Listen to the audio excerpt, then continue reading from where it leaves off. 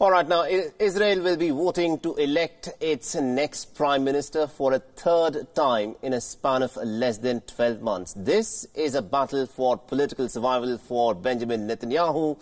In the last two elections, it resulted in a stalemate. Will he be able to turn things around this time round? This report tells you more.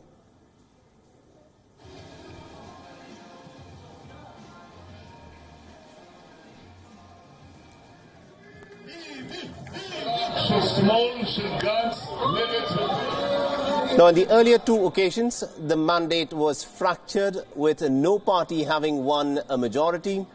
And it's going to be interesting to see as to how these two rivals, of course, fare off. Now, like the last two times, the key players in this election are Prime Minister Benjamin Netanyahu and his rival Benny Gantz. Netanyahu is the leader of the Prime Minister's chair for about 14 years now, making him the country's longest-serving Prime Minister. He's been unchallenged for more than a decade. But that was before Benny Gantz entered the picture. Now, Gantz is a former Israeli army chief. He leads the centrist Blue and White Alliance, which was formed just in April 2019 with the sole aim of ousting Netanyahu. There are also a few other smaller players in Israel, leaders who could very well end up playing the kingmaker like it often happens. Now, Ayman Odeh of the Joint List is one such leader. The Joint List is a group of Arab parties who are staunchly opposed to Netanyahu, though Arabs only account for a fifth of Israel's population. That is about 20% of Israel's population. They've been improving on their voter turnout every election. Last time round, the Joint List had won about 13 seats with a turnout of 49% amongst the Arabs. Or Labourman, this is the leader of the BEITEINU. The BEITEINU is a secular party, and its leader has been on a crusade to oust Netanyahu. He's promised that there will not be a fourth election that Israel will have to look forward.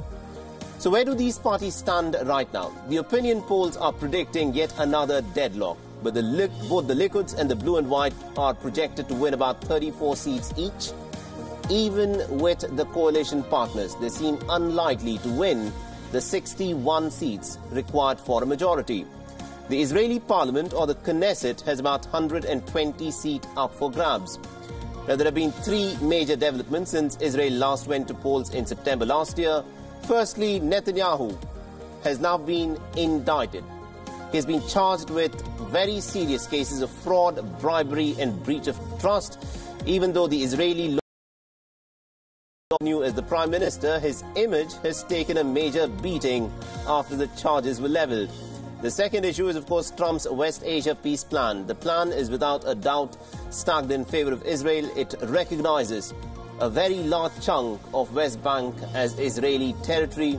Netanyahu is banking on consolidating the hardline vote bank by moving ahead with his West Bank annexation. But what's happened instead is a consolidation of the Arab votes against Netanyahu. The Joint List will most likely benefit from this backlash. And the last factor is, of course, the coronavirus outbreak. With more and more cases being reported in West Asia, the worry is that people will simply not turn up to the polling stations to vote. It remains to be seen as to who will benefit from a possible dip in the voter turnout. Now, Israel's first election in April was triggered by Lieberman's resignation. An embattled Netanyahu wanted to secure a solid mandate, but then the result. He chose to call for a second election in September rather than give Gantz a shot at government formation. And if the third election too were to go the same way, then there are two possibilities. One, the LIKUD partners could end up defecting to the Blue and White Alliance, or secondly, an unprecedented fourth election, which the Israelites will have to look forward to.